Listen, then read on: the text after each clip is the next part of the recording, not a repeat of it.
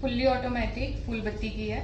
ये ऑपरेट कैसे करती है, उसके फीचर्स क्या है, ये मैं आप लोग को बता देती हूँ। फर्स्ट ऑफ ऑल ये यहाँ से इसका कॉटन जो रोल रहता है वो यहाँ पे आता है इस साइड, और यहाँ से ये इसको कैरी ऑन करता है, जिससे अंदर से विंग्स बन के निकलती है। यहाँ पे इसका ऑन ऑफ का बटन दिया गया है, तो आपको फर्स्ट ऑफ ऑल इसको चालू करना है।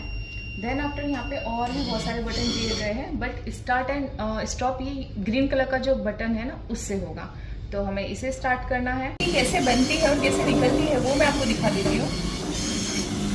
देखिए इस तरह बत्ती ऑटोमेटिक यहाँ पे उसकी रुई आ जाती है और वो उसको वहाँ से राउंड होकर यहाँ पे निकल जाती है। और उसकी जो साइज रहती है, क्वालिटी वो सब इवन रहती है, कोई भी अनइवन नहीं है, आप देख सकते हैं सब इवनली साइज है।